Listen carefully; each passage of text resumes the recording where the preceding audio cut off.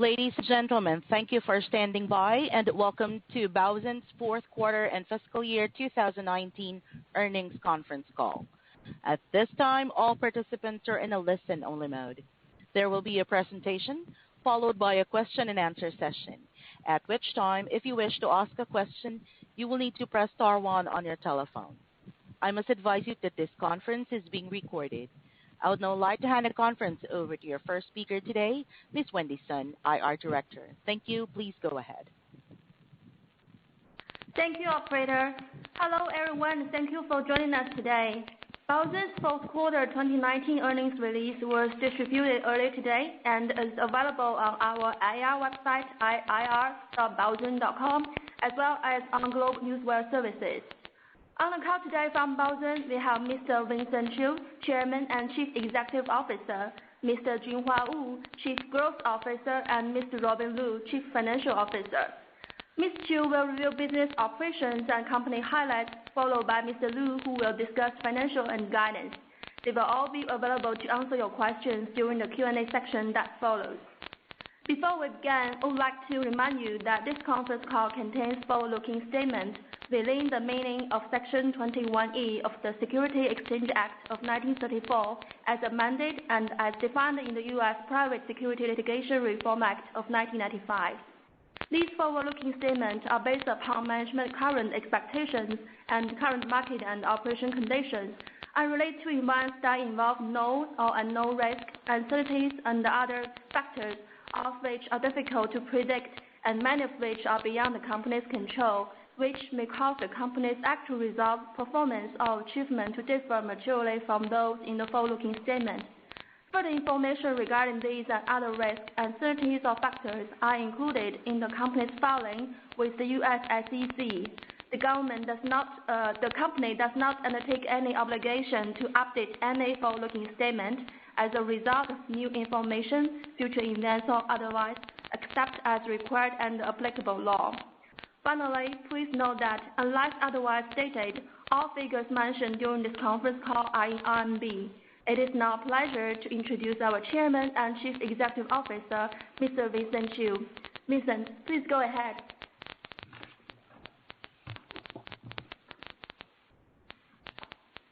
Thank you, Wendy, and thank you all for joining us. I would like to start by expressing our deepest concerns and well wishes for all those whose lives has been impacted by the ongoing coronavirus outbreak, and also take the opportunity to thank our employees for their hard work, tremendous resilience, and the dedication shown during this difficult period. We have always been committed to maintaining high standards of corporate social responsibility and have prioritized the health and safety of our employees, and we will continue to offer our support as the fight carries on. Fortunately for us and our brand partners, contingency plans were already in place with our IT infrastructure and the digitalization technologies already configured for a seamless transition to remote working with minimal disruptions to our business during the peak of the outbreak in China. The coronavirus outbreak has created industry-wide headwinds stemming from softer consumer demands and the fulfillment shortages caused by the ongoing traffic restrictions, self-quarantine rules, and work-from-home directives. In general, the impact across the retail industry is significant, particularly within discretionary categories such as apparel and footwear, where demand is more significantly affected by consumers spending less time outdoors. We foresee the near-term growth for the wider industry will be challenged. However, we also note that this might be an opportunity. If anything, the ongoing impact of the outbreak is highlighting just how important an online strategy is for brands, and e-commerce is showing significant resilience compared with offline retail.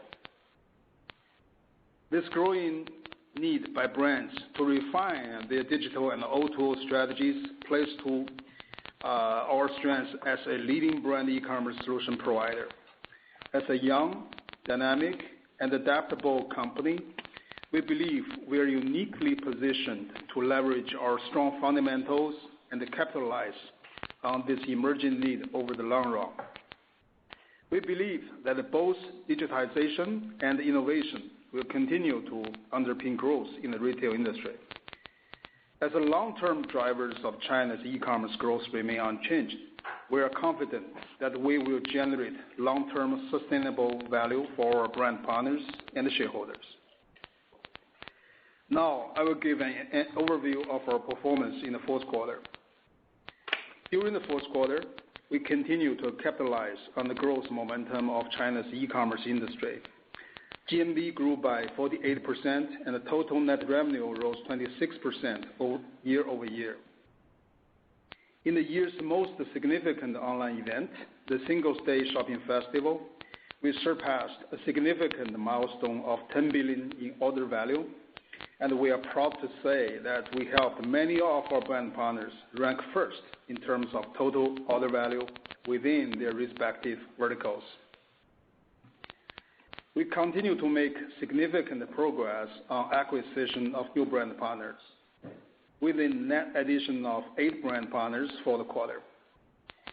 This brings the total number of our brand partners to 231, compared with 185 at the end of 2018. The newly added brands are mainly in the apparel, electronics, and food and health categories. In particular, we signed a Japanese entertainment electronics brand and a domestic home care product brand. We achieved our 2019 goals, which is reflected by our standout 35% revenue annual growth rate, which was the fastest growth we have posted over the last 4 years. We also posted a record high increases in GMV and the net addition of new brands. I want to highlight the incremental GMV from stores open less than 12 months contributed over 10% of GMV during the year, more than double its contribution a year ago. While we are proud of these achievements throughout the year, we are cognizant of the need to continue optimizing the fundamental infrastructure we have put in place to further drive high-quality growth and expand our operating margins. The industry continues to evolve rapidly, and there is much work that remains to be done in this regard. 2019 was a transformative year of our company in terms of strategic reinvestments and the competitive positioning. We strengthened our market positioning through continued innovation and adopting of a more strategic, flexible, and responsive approach to evolving e-commerce industry. To date, our Retail Operations Support System, or ROS, has launched several modules and solutions that focus on automation and intelligence, which have generated very encouraging initial savings in man-hours. The 2019 Singles' Day event marked the first time that we deployed our hybrid cloud infrastructure, Baozun Cloud, to support high-load transaction processing, which performed smoothly and efficiently throughout the entire event. We're encouraged by these achievements, especially since they reflect the continued execution of our strategy over the past few years to empower a revolution in e-commerce through innovative technologies. While progress never follows the straight line, we are confident in the digitalization blueprint we have put together. Our focus for 2020 will be squarely on driving the seamless integration, digitalization, and enhancing the intelligence of our services, which we believe will drive great improvements in internal operational efficiency and the business flow management. Beginning in the second half of 2019, we increased our capacity in terms of logistics for premium sectors and deployed system upgrades to our WMS and LMS to further optimize resource allocation across our logistics network. During the 2019 Singles' Day Shopping Festival, we launched an integrated pre-dispatch system in select cities that supports brand partners in delivering goods to consumers within a few hours, or in some cases, within 1 hour.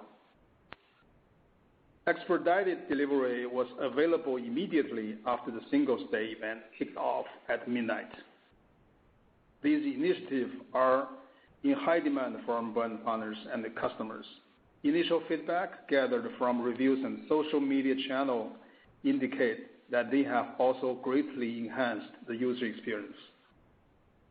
As e-commerce evolves, we believe value-added services such as marketing tech and the integrated digital marketing will become increasingly important to boosting traffic and promoting better interactive user engagements. We've been closely following industry trends and remain to track on further expand our services to include a wider array of comprehensive digital marketing solutions. These solutions include new initiatives such as live streaming, KOC and KOL, positioning to convert marketing power into sales results. In addition, our mini programs are growing in popularity among our brand partners as a way to enhance user engagement and deploy smart retail strategies. We've achieved some initial breakthroughs that leverage social networks and believe we are on the right track as we explore new opportunities in this emerging channel. Above all, we believe our infrastructure enhancements and incremental contribution from new brand partners in 2019 have laid a solid foundation for our growth momentum to continue into 2020. However, we are not yet finished, and we will continue expanding these initiatives to generate high-quality growth. In a sense, I would say that we are only just beginning, given the enormous growth opportunities still ahead of us.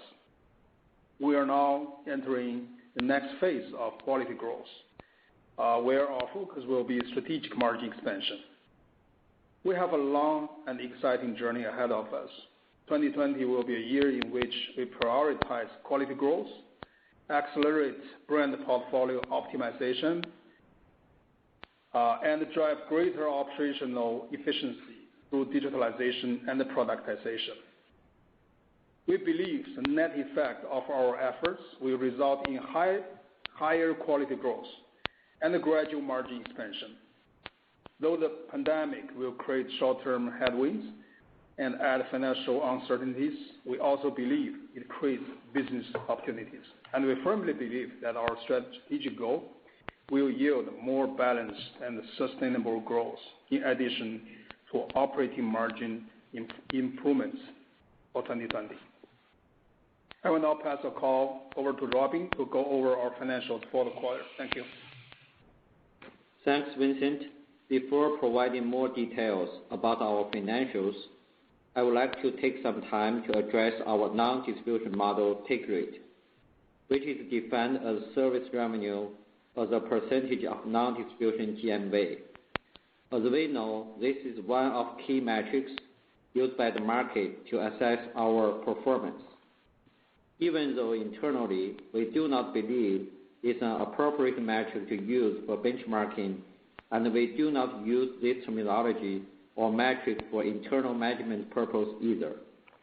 By nature, take rate by category fluctuates significantly as each category tends to exhibit different patterns on serving model.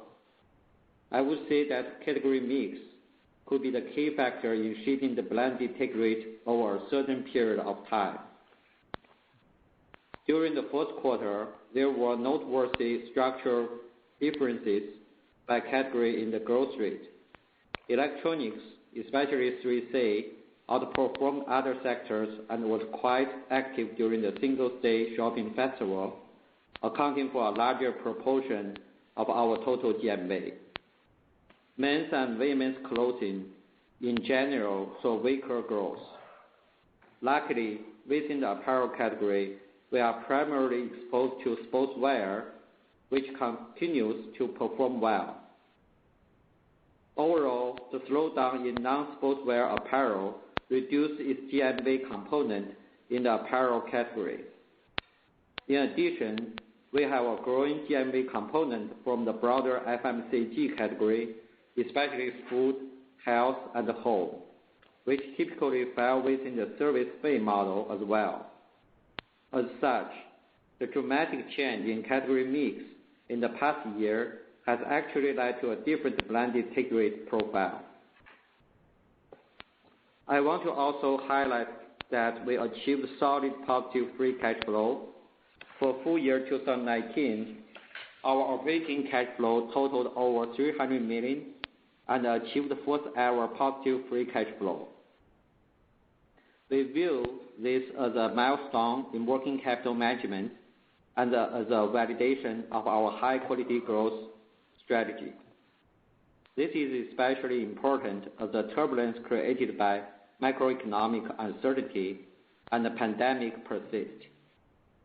We believe it's more essential than ever to accelerate the execution of our high-quality growth initiatives to build our business in a more sustainable way. Lastly, a fire broke out at a third-party warehouse in Shanghai on October 29, 2019. Fortunately, no one was hurt in the accident. It was a one-off event that impacted our bottom line, as we accrued an operating loss of $45.5 million for the quarter. Because the products stored at this third-party warehouse were generally slow-moving goods, we do not anticipate any meaningful top-line growth impact for 2020. This operating loss is below our previous estimate of $53 million, as we were able to recover some of undamaged products when the site was reopened by local authorities in late February. Now, let's go over the fourth quarter 2019 financial results in detail. We believe a year-over-year comparison is the best way to review our performance. Our percentage change I'm going to give will be on that basis. Once again, please note that all figures that I mentioned will be in RMB.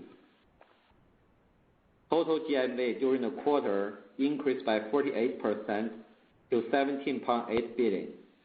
The growth rate of both business models rebounded from the previous quarter.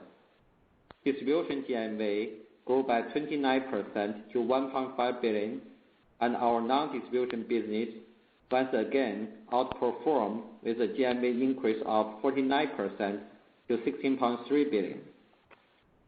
Total net revenues increased by 26% to 2.8 billion.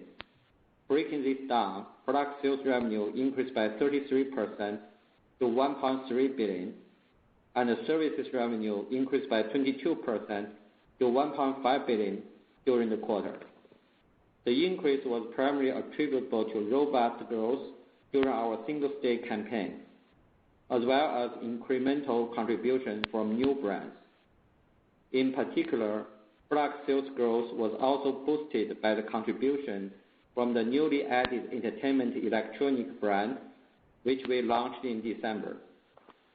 Service revenue was impacted slightly by the weaker performance for men's and women's clothing.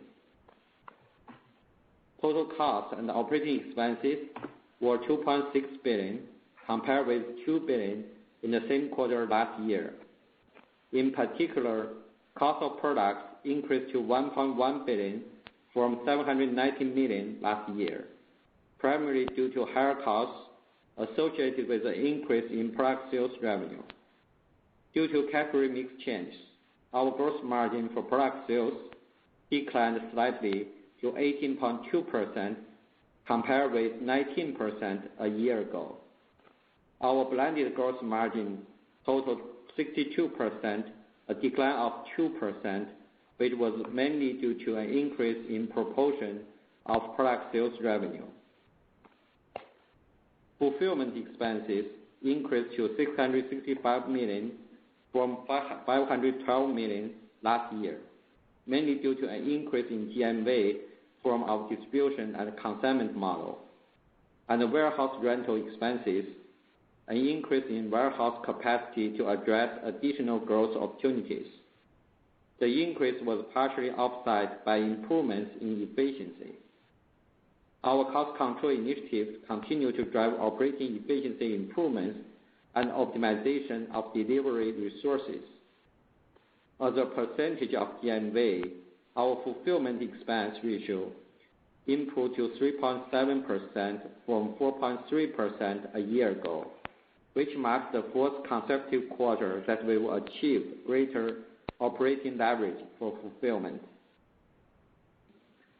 Sales and marketing expenses increased to $648 million from $544 million last year. And as a percentage of GMV, our sales and marketing expense ratio improved to 3.6% from 4.5% a year ago. The decrease in sales and marketing expenses as a percentage of GMV reflects the increased leverage we are getting as our business grows to scale, especially in the Singles' Day season, and the effectiveness of marketing activities leading up to Singles' Day back in the third quarter. Technology and content expenses increased to $109 million from $84 million a year ago. We continue to invest in innovation and productization in a very disciplined, focused, and streamlined manner. During the fourth quarter of 2019, our investments in innovation and productization totaled $23 million, compared with $21 million last year.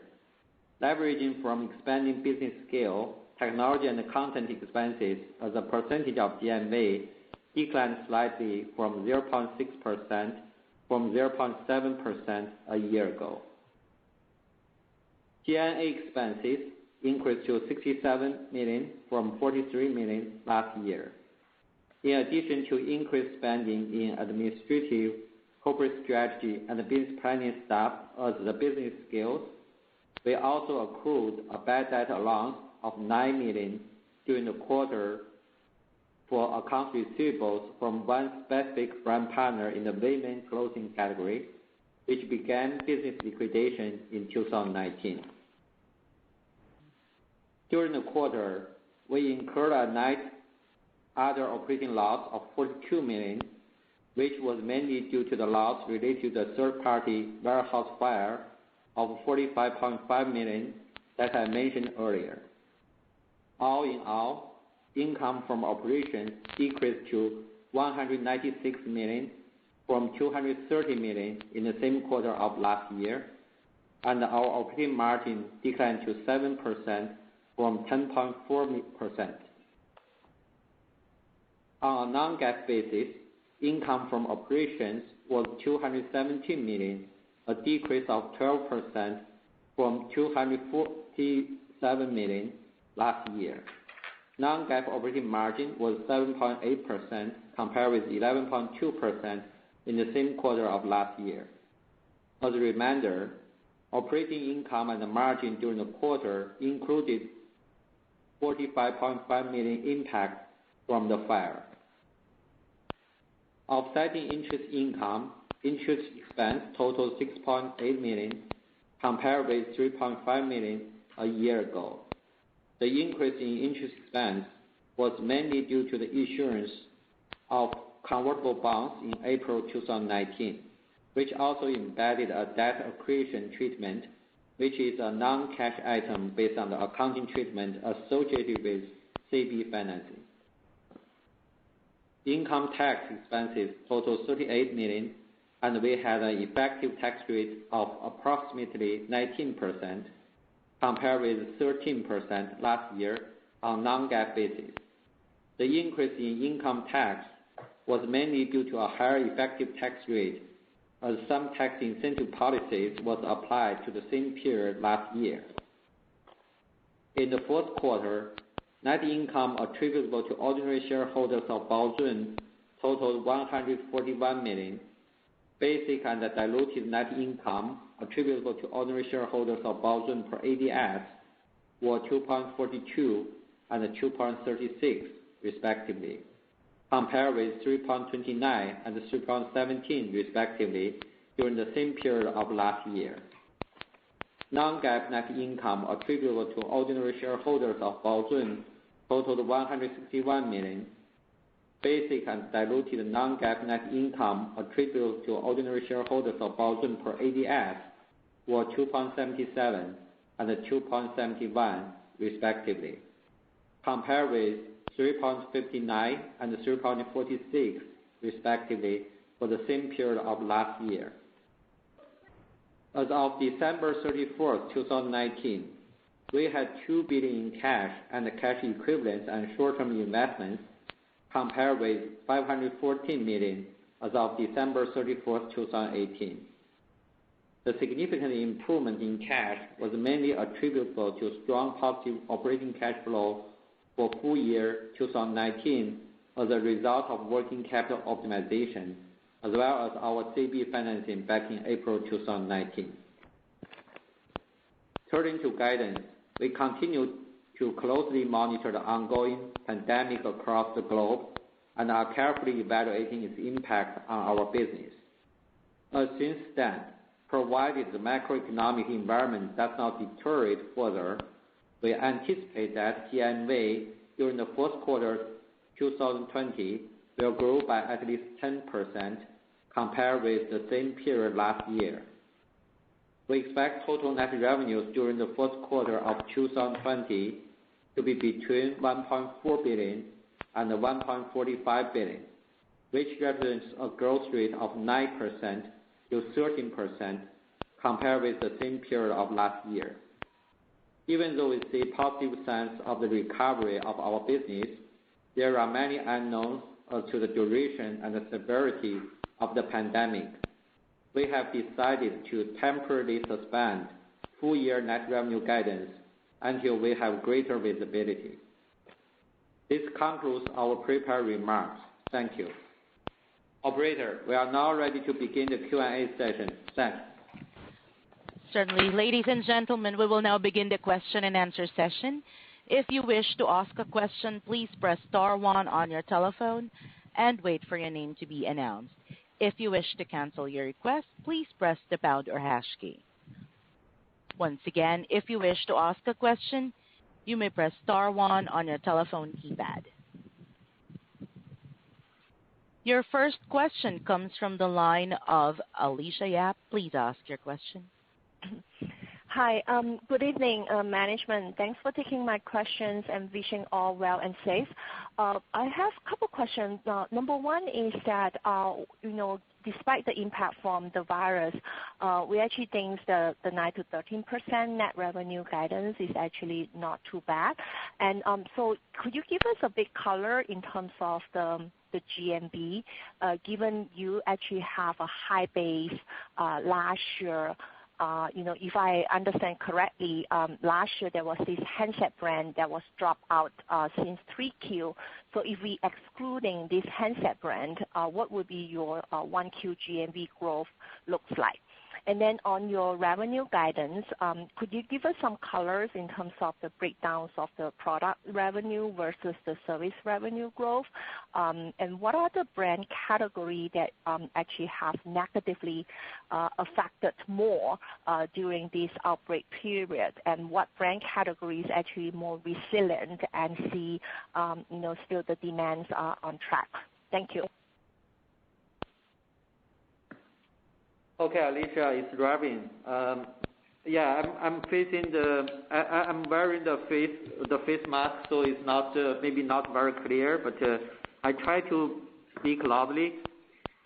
About the Q1 outlook and the guidance. I think the first question is about the category. We do see some negative impact on the men's and the women's clothing because the offline store has been closed and the people sit at home, so there is no much demand about this stuff. But fortunately, at the meantime we see the sportswear is not bad, and also with the newly added brands we add up in the second half of last year, it looks better for the GMV, and also for the revenue. I think is pretty in line with the GMV growth. I think that's the overall picture about Q1. So there wasn't any the non-apples to apples comparison on the GMV growth rate? I think about the handset, as I remember the questions, we operated 2 handsets in last Q1, and this year, primarily we focus on the one handset, but the growth of this handset is pretty strong since last Q4 and continuing the growth in Q1. So it's I think primarily the handset is no big change from last Q1 to this Q1 in the GMV side. I see. And then if I may, in terms of the margins outlook for 1Q, given the impact on revenue, could you give us some colors in terms of how we should think about for 1Q margin? Thank you. Yes, our margin will be dropped, because we have less revenue growth, and we have some costs associated with the fixed part. So our margin will be dropped, but definitely we are in the positive range. It's not a negative margin. Okay, great. Thank you. Thank you. Once again, if you wish to ask a question, you may press star 1 on your telephone keypad, and please limit yourself to one question. If you wish to ask a question again, you may press star 1 on your keypad again to get back on queue. Thank you. Your next question comes from the line of Thomas Chong of Jefferies. Please ask your question. Hi, good evening. Thanks, management, for taking my questions. I have a question about the full year GMV and the revenue trend. Note that there is a lack of visibilities at the moment, but can management provide us some direction qualitatively in terms of the GMV growth rate? Should we expect an acceleration starting in Q2? And in terms of the margin trend, should we expect the margin to be somewhat like stabilizing in Q3 and margin expansion to happen in Q4? Notice that quantitative is tough at this time, but any qualitative color would be great. Thank you. Okay. Hi, it's Robin again. I mean, it's very hard to estimate or foresee the trend. Based on our internal trend and based on what we estimated in the recovery in March, we think we are still very positive about our GMV and the revenue growth for this year, and we hope the coronavirus outbreak can be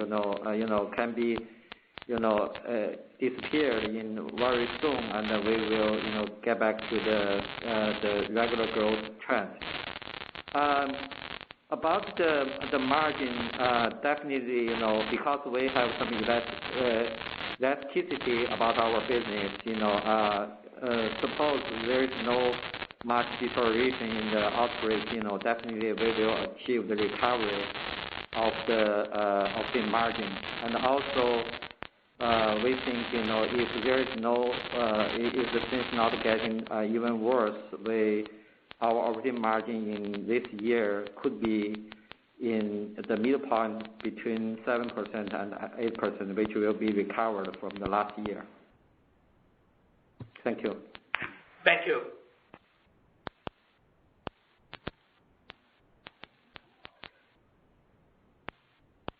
Your next question comes from the line of Tina Long of Credit Suisse. Please ask your question.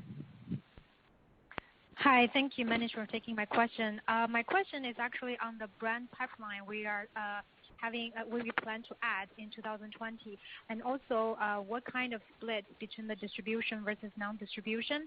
And also we noticed that in the fourth quarter, distribution model revenue actually outgrow that of the service model. So based on the brand pipeline we're having for 2020, how should we look at the revenue mix and also the gross margin? Thank you. I think I can give you some numbers. It's Robin, and then I think Junhua can answer you about the outlook about this year. Yeah, we don't, I should say, we are not intentionally to develop our distribution model, and we have a very careful selection process, to decide which one we can do the distribution. So, but back in the history, I think, we keep the well balance between the distribution and the non-distribution from both GMV and the revenue balance. And regarding the brand, I think in Q1, we add up some like a home furnishing, a very famous, global home furnishing brand, and also the domestic brand about in the health products for this. But unfortunately, in Q1 we see the slow acquisition of the brand because we cannot go out to discuss with the client and the partners. So I think this one will affect the whole year's new brand acquisition speed. Yeah, so let me get back to you regarding the pipeline question. So it looks to us a little bit cautiously optimistic in terms of the pipeline growth. So there are some kind of positive side from the COVID-19 stuff. So more and more brands, they realize that getting online and getting digitalized their online business is getting more important. So we have been reached and touched more and more from a lot of brands. Some of the very strong brands, they want to switch their business to Baozun. And some undeveloped brands are going to just develop their online business with us. So we can foresee a very strong pipeline in the year 2020, and we are very optimistic about this coming up in the next quarter. Thank you. How about the business model, like distribution versus non-distribution in terms of the new brand additions? Just now I said, we carefully select the distribution model, but we keep well balanced in the history. I think you can take that as a, I think, about like 90% GMV coming from non-distribution and 10% from 10% GMV from distribution. It's kind of like, the principle we keep. Okay, got it. Thank you very much. Thank you.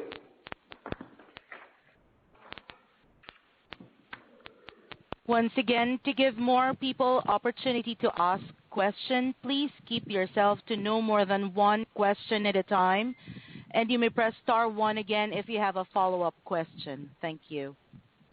Your next question comes from the line of Natalie Wu of CICC. Please ask your question. Hi, management. Thanks for taking my question. It's Fei Tong Zhang on behalf of Natalie. As we see the outbreak is becoming a global issue, if the factory of overseas brands are shut down, what business impact and financial impact will we have? And my second question is, in prepared remarks, you mentioned that the company's positive free cash flow has reached a record high. Would you please share more color on how you improved the free cash flow?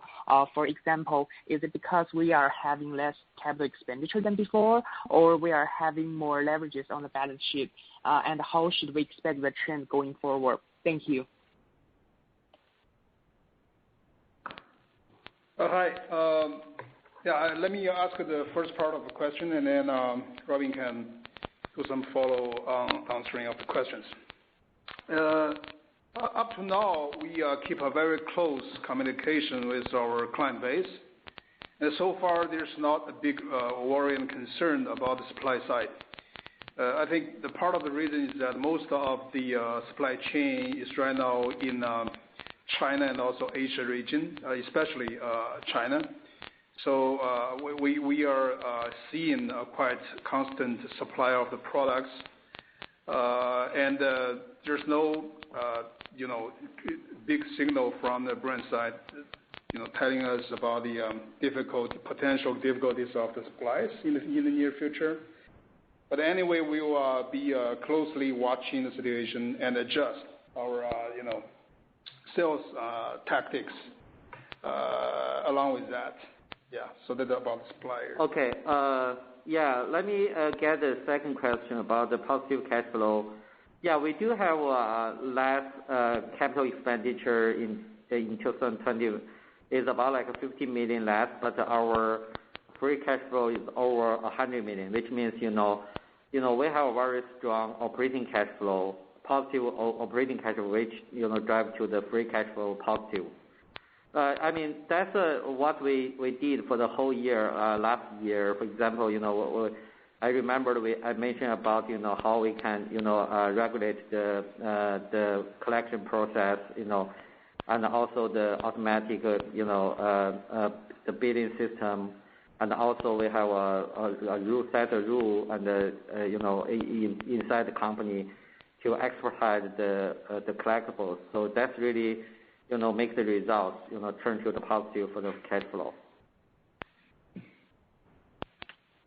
Thank you.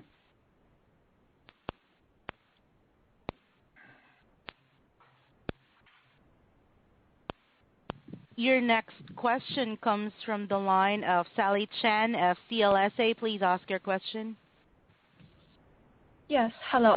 Good evening, management. Many thanks for taking my questions, and wish everyone good health during this period. I actually have two questions. Maybe I just go over the first one. First one is actually on the monetization trend in 2020. I agree with management that the overall take rate is probably not meaningful because it is very heavily impacted by category mix and then brand mix, etc. But I'm just wondering, say if we look at this on a more granular level, say on a per brand basis, for example, when we negotiate contracts with new brands or renegotiate renewal with existing brands, how do you see our brand partners value our new value-added services like the tools we just mentioned, like new delivery services, data, or even cloud? Do you think potentially going forward we could, if we further enhance these kind of value-added services offerings, we could receive a better monetization or take rate from our brands? And if so, how should we think about the timeline when we could start to see meaningful contribution from the monetization of these new tools? This is my first question. Okay, it's Robin. Before I answer your question, I should give you more color about the take rate for the last Q4. Maybe when you do the very quick math, you will see there are like a 2% drop in the take rate, around 2% drop, and we have about 1.5% coming from the product mix change. As we mentioned, we have a 3C increase in Q4 GMV, and another 0.5% coming from almost evenly from less marketing spending, and also less logistics service due to the slowdown of the men's and the women's clothing. So that's like a full picture of the take rate change in Q4. And also regarding this year's take rate, we think we still have very great potential to improve our take rate, and also about the monetization, for example, the revenue guidance we can give you, which is still in the growth. I think thanks for our logistics service, we can provide more service to the partners, than the other, competitors.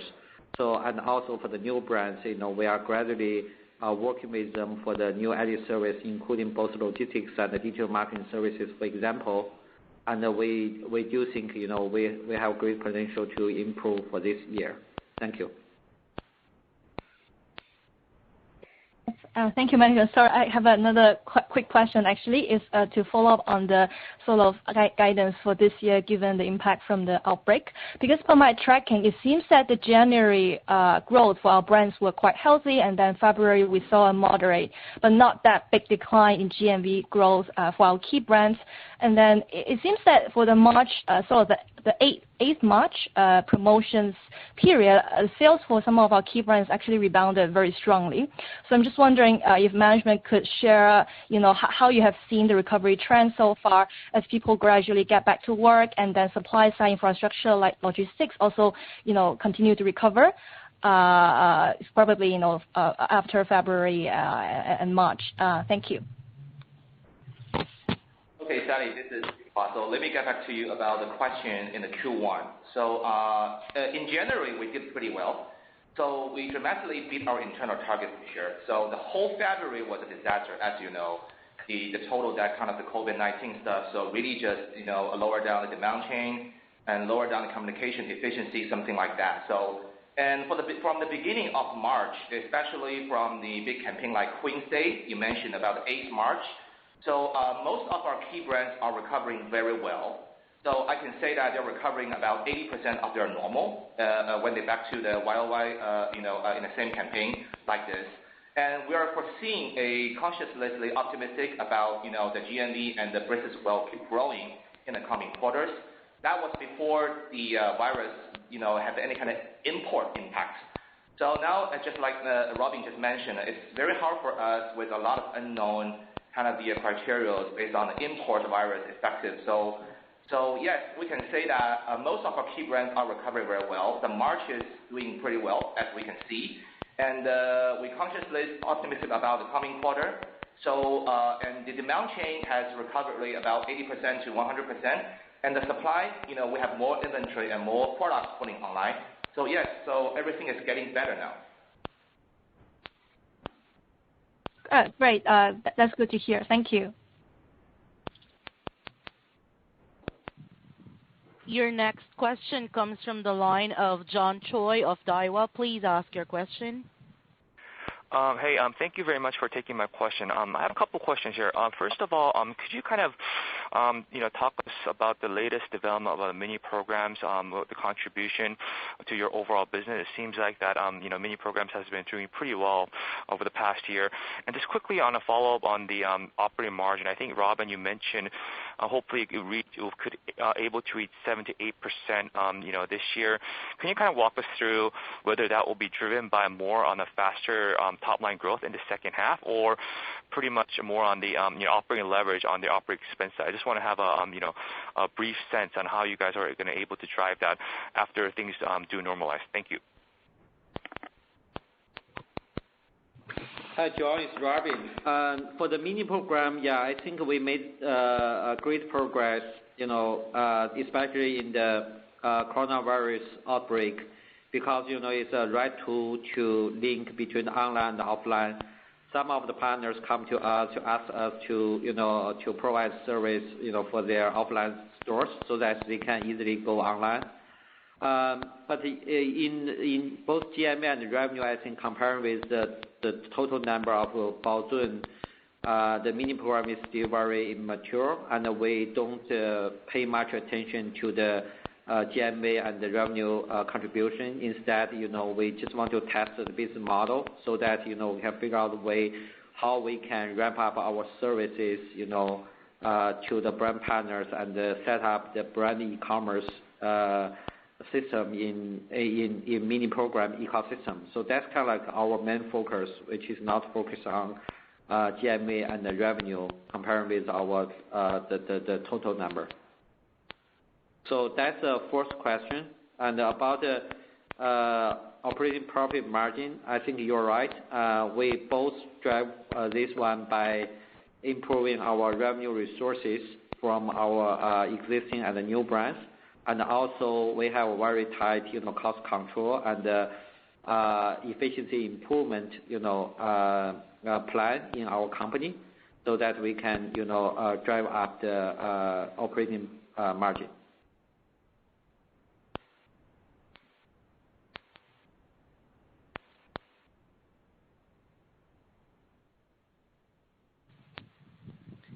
Your next question comes from the line of Tian Hao of TH Capital. Please ask your question. Thank you, management. So my question is this. So this coronavirus, and before and after, there are lots of things changed. So from your customer side, like a brand side, I wonder, have they, so when you communicate with them, do they have, in terms of brand strategy, do they have any new thoughts about, in the future, how are they going to, strategize or position their brands? In the consumer side, so as you mentioned at your remark, and the apparels and in the handbags in this area, and it's impacted the most. So I wonder what's changed in the consumer side, and so going forward, what do you see can be the trend? So one is the supply side, one is consumption side. Thank you. Okay, this is Junhua. So those are very good questions. So the first one is related to the brand side. So we communicated with a lot of key brand partners, and they are being very positive to the digital, especially their online business. So there are several initiatives they are going to just, approach. The first one is they are strengthened and they are emphasized on the digitalizing their business. They realize that online and e-commerce are becoming more important, especially under this overall situation of the country. And that which means that they want to just lay more emphasis and they're putting more strategic efforts into digitalizing their business. The second part is in terms of the product inventory allocation. So most of our key brands are reallocating a lot of their offline, especially their exclusive offline products to online. Because as you can see that in the past several months, their offline business has been facing a lot of problems and challenges. So putting their offline resources to online is really helping the online growth. That's the second part. The third part is more about the reallocating their brand marketing strategy and their marketing spending. So they realize that especially along with the development of the digital marketing, like a live stream, KOL and KOC, so more and more brands, they realize that they want to just invest more on content management and enriching their online, content development, to provide more accurate content to the right consumers at the right time. I think there are more and more digital marketing spendings will be reallocated to online. So that's our three approaches from the brand side. So from the consumer side, we haven't seen a lot of behavior change from the consumer side. If you just view the whole apparel category dropping down a lot because they are basically staying at home, so it doesn't make any sense for more like women and men. They purchase a new apparel because they're staying at home. So maybe that was just about all their kind of the under the big environment for now, and we haven't seen any kind of changes from the consumer part. So we foresee when everything is getting better, consumers can just freely go to the street and back to their normal life and normal lifestyle. I think the category mix and all their consuming power will be recovered soon. Thank you. Mm-hmm. Thank you so much. Thank you. Once again, to give more people the opportunity to ask questions, please keep yourself to no more than one question at a time. Your next question comes from the line of Billy Lung of Haitong International. Please ask your question. Hi, management. Thanks for taking my question. I just have the question I want to ask is related to what Vincent mentioned during the prepared remarks. Vincent said the 2020 focus will be on accelerated brand portfolio. I just wanted to know what that meant. Does that mean that we should expect more brand partners, or brand partners will be larger? That's my first question. And just a housekeeping question. Could management share the amount of GMV that was from existing or same store clients for Q1 guidance and Q4? Thank you. Yes, it is in my prepared script, but I think Junhua is a better person to answer the question, please. Oh, yes. About the portfolio and larger brand potentially, so yes, we were seeing a very strong pipeline in the year 2020.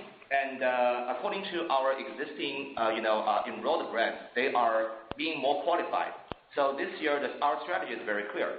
We are chasing qualified GMVs. So we are not laying emphasis on the only GMV growth or GMV amount, but the quality of the GMV revenue and the profit we can make from the brand partners. So as far as we can see in Q1, the brands we enrolled in our, including a very large brand in the home furnishing category, are very high quality brands, in our portfolio. And in our strong pipeline, we can foresee a lot of the same kind of qualified brands coming up. Yes. Yeah, sorry, just to confirm. Sorry, just to confirm. When you say high quality, does that mean it's a larger scale brand merchant? Sorry, thank you. Oh, yes. What I mentioned about the qualified GMV brand, which means that we have a better take rate, we have a wider range of the scope of work, we have more stickiness with the brand partnership, and we have a longer term of the contract period. Yeah, about the high quality growth, I think that's kind of like different fitting the different scenarios. In the top line, just as Junhua explained, and in the cost internally, we have a very strong cost reduction initiatives, and to create the efficiency and and make our cost structure more healthy about it. So that's kind of like different scenarios we are working on. And back to your last question, I think you asked about the same-store sales growth is 51% same-store sales growth in Q4. Thank you. And what was the assumption for Q1 GMV? How much coming from same-store sales growth? We don't disclose the number yet, and we have more color in the next earnings call. Thank you. That was really helpful. Thank you. Your next question comes from the line of Joyce Ju of Bank of America. Please ask your question. Good evening, Vincent, Junhua, Robin, Wendy. Thanks for taking my question. My question was also a follow-up to the previous question. I actually just want to clarify because this year, especially the first half, our existing brand probably is going to suffer a demand shock. So shall we expect more of our growth actually contributed by new incremental brands? Or say, we launched a very big home furnishing international brand this quarter, right? Shall we expect primarily this year new brands will contribute bigger chunk of GMV compared to last year? And could you give us some qualitative colors in terms of probably the take rate or margin profile of this new brand?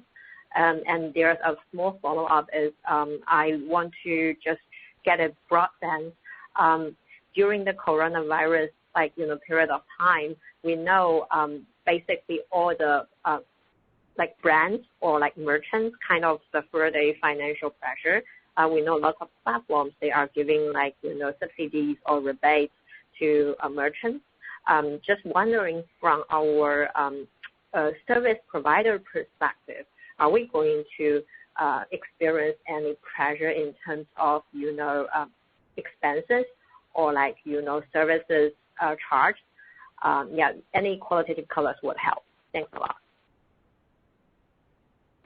It's Robin. About your first question, I think we do experience some kind of like a slowdown in the men's and the women's apparel continuously in Q1, especially in February. And also we experienced the delay of the new store opening for the new brands. So in balance, we think it really depends on the specific brands who enjoy what growth rate in Q1 or the downturn in Q1. But in general, I would say our GMV will still grow at least 10%. And also that's partially contributed by the new brands we acquired in the last year. Which less than 12 months. And the second question, roughly, we do see some financial pressures in some of our brands, but not all. And at this moment, I think we didn't experience anything about the term change or something because they rely more on the online sales to drive up their overall crisis. And additionally, about the service fee, which is accounts receivable, at this moment we see some delay of the payment, but we closely monitor, the collection process, and up to now, we think that's pretty normal, except with the exception of some delay payments by the partners. Thank you. Thanks.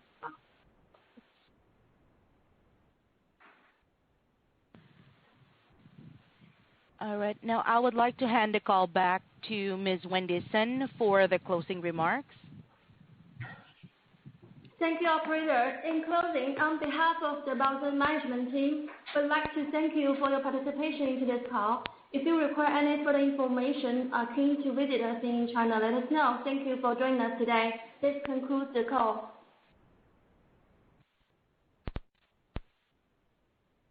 Ladies and gentlemen, that does conclude our conference for today. Thank you for participating. You may now all disconnect.